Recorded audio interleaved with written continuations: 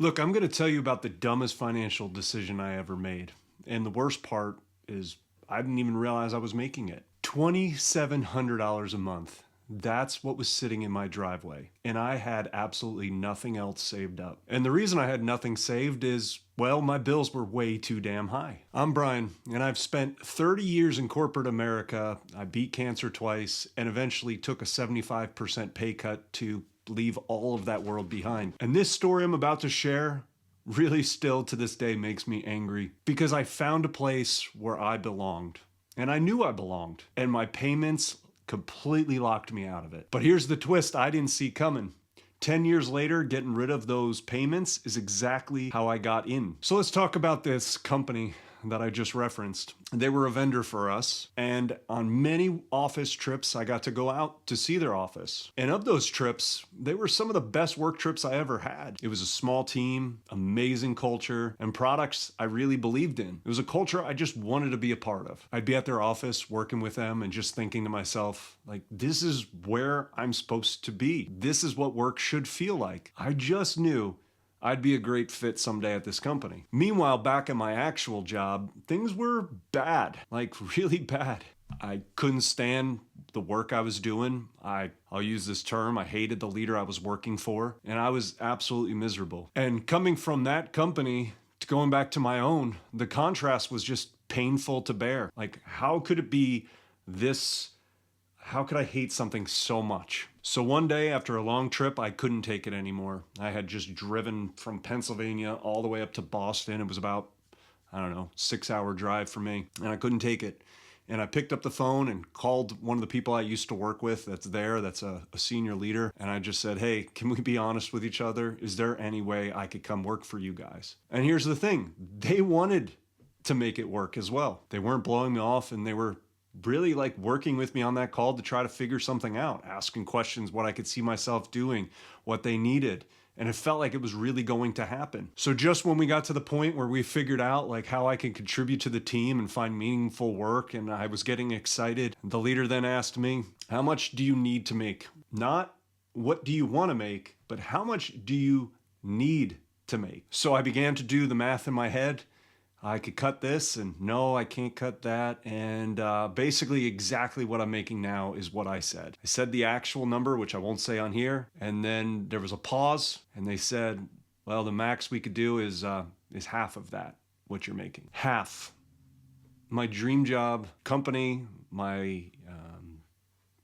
basically I could see the end in sight. I'm getting away from the job that I couldn't stand anymore. And that hit me like a gut punch. And I still vividly remember the pit in my stomach when I just said, like, I can't do anything less than that. Because here's what I realized in that moment.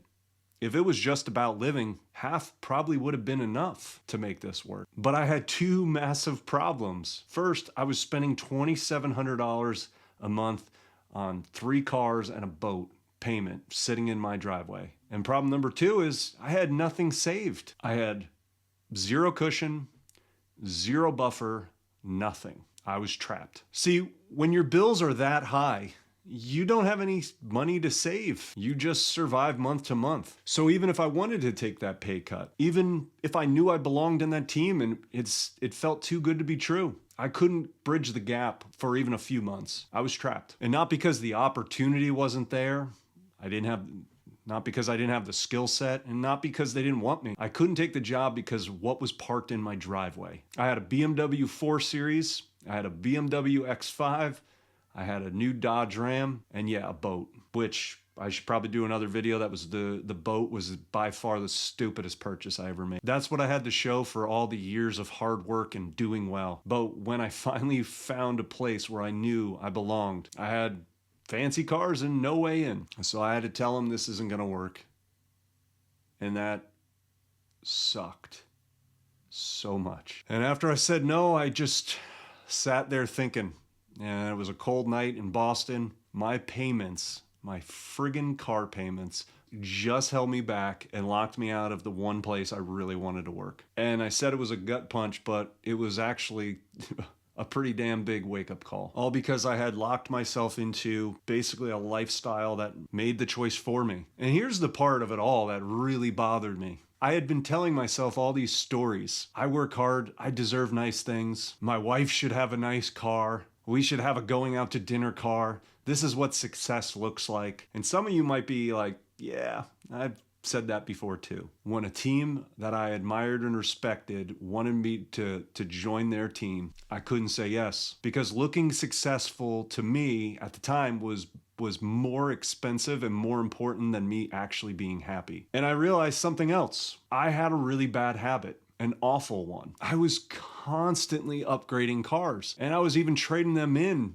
while they were upside down, moving the next payment into the next car. Every few years, I was getting a new upgrade and a new payment and a bigger trap. So I finally did the math. That $2,700 a month times 12 times 5, because most of the time the loans were 5, was about $162,000 gone. Not in savings, not invested, just gone. But here's the part that really makes me sick. That bad habit that I called is basically normal. Because the average car loan right now in America is over $700 a month. And when I said 5-year loan, well, the loans are actually 6 and even 7 years. In fact, there's even rumors that there could extend it beyond that. Basically, a quarter of Americans right now are trading in their cars while they're upside down. And they just roll that remaining balance into the next loan, making it even bigger. It's truly a bad habit that has become acceptable in today's society. And right now, to make things worse, most Americans can't even cover a $1,000 emergency fund. Because when you have a habit of constantly upgrading, you can't save, you're just stuck. For me, that wake-up call turned into action. So of the 3 cars, I sold one and used that money to pay down some of the other 2 cars that I had. And I decided to keep those cars. The car I got rid of was my dream car. It was a BMW 4 Series limited edition. There was like only 100 of these made, and I remember driving hours to pick this thing up years ago. So my dream car locked me out of joining my dream team, as I like to say. For me to pay off the cars, it took about almost 5 years. I did pay them off a little bit early, so let's call it 4. For 5 years, it took a lot of me saying no, me driving by a dealership and remembering all the mistakes that I made. 5 full years of trying to break that bad habit. But eventually, the banks weren't running my driveway anymore. I owned it. And for the first time, I started building savings. It wasn't much, but I had started saving something. And that something was more than I had saved in years. But here's the part where it really gets good. That $2,700 a month that used to go to my car payments started becoming my eventual early investments. I invested in index funds. I helped pay off my house, and I started building real wealth. Breaking that one bad habit of constantly stopping with the car upgrades freed up money that actually changed my life. It finally gave me freedom. Today, I still drive that old X5. It's not new anymore, and I still have the Ram. Nobody's really impressed with them anymore, but I still like driving them. And combined, even though they say don't keep expensive cars to maintain like a BMW, but I spend maybe about $600 a year on both for all the maintenance, and that's less than I'd spend in a week of payments. And all that money just goes into investing now. So here's what's different now. When I find where I belong, I can actually go there because I have options. I'm not trapped anymore. And that's because here's my favorite part of the story. Remember that company I was telling you about? The one with the office where I had the best work trips of my life and a lot of drinking. But the team I knew I'd be perfect for, about 10 years later, I ended up working for them. Same team, same culture, same people I respected. But this time, everything was much different. And it was different because I wasn't chained to $2,700 in payments. I had savings, I had invested, my house was paid off. My lifestyle finally fit under my income. Except over those 10 years, I started earning more at my company. So when they made me an offer, it was now 75% less than what I was making before. And I had one choice.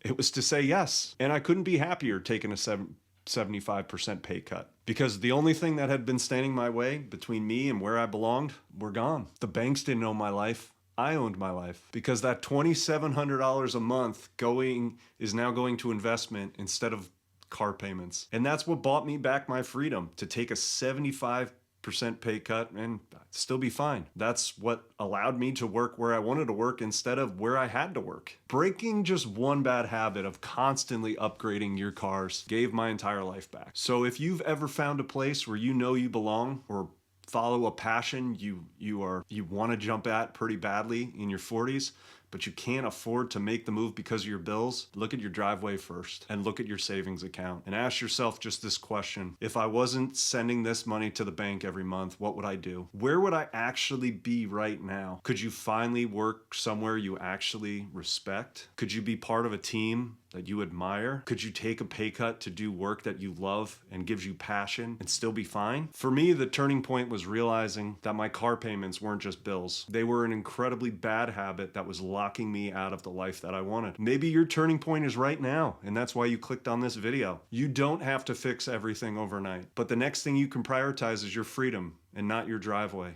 I'll be honest with you. I had one of the worst money habits you could have, of constantly upgrading my cars, trading them in when they were upside down, rolling that negative equity into the next loan, and so do most Americans. But it's become a normal habit. But breaking that habit, stopping the constant upgrades, that truly became one of the best money habits I have ever created. And that $2,700 a month, freaking idiot I was, is now going into investments instead of payments. And that's what bought my freedom. Now, if this video hits home, you're exactly who I make these videos for. People in their 40s and 50s who want to stop being locked out of the life they want and start building money habits that actually set them free. And if you want to hear more about my paying off my car story, check out this video here, and I'll see you on the next one.